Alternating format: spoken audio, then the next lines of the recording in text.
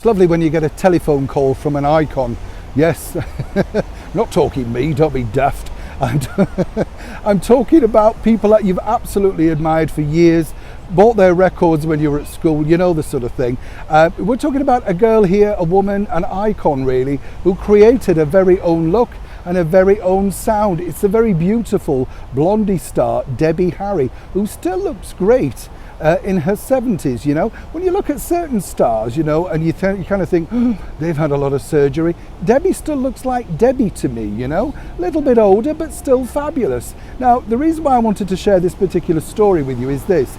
If you are a fan of Blondie, Debbie Harry, and let's face it, who wasn't? We all like at least one tune, don't we? Whether that be Sunday Girl, Denis Denis, Heart of Glass, there's so many.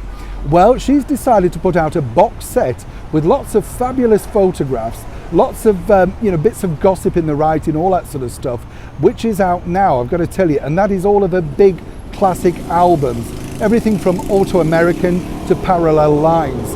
One of the things that I found fascinating was, and boys of a certain generation will know exactly what I mean, if you look at the album cover for Parallel Lines, apparently that was inspired by a pillowcase that a friend of hers said, look, we can turn this into a dress. And apparently, according to Debbie, she was a lot slimmer then. Weren't we all, Debbie? And she thought, well, that's not a bad idea. What I find strange about that is when you think today you'd be paying a stylist thousands of pounds to show you how to pose, how to pout, and how to look. Back in the days of the sort of punk rock era, of which Debbie emerged from, after being, of course, a bunny girl for a short period, she really did take the charts by storm. I've been lucky enough to interview her on various occasions. On this particular picture, this was for a proposed musical in London, which they used the soundtrack of Blondie to a different story. It never really worked. I never understood the idea of it really, and neither did she when we sat down for tea. But as I say, if you're a fan of Blondie or you simply just want to revisit some of her songs on YouTube for free, and why not? It's a great opportunity to remember a true musical pop icon. There's not that many around now, is there, when you think about it?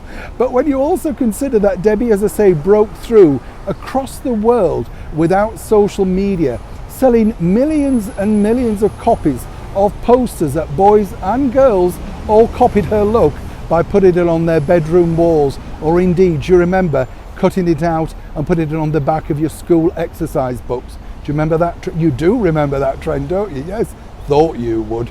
Yes. It was a way, apparently, wasn't it, of preserving the book. Who wanted to preserve school books, let's be honest. But back to Debbie, as I say, it's out now. She's planning yet another tour at some point next year. And if you see her live, she truly is a rock goddess, still right in front of your eyes. Debbie Harry, thank you so much as ever for the music. Neil Sean in the very heart of London.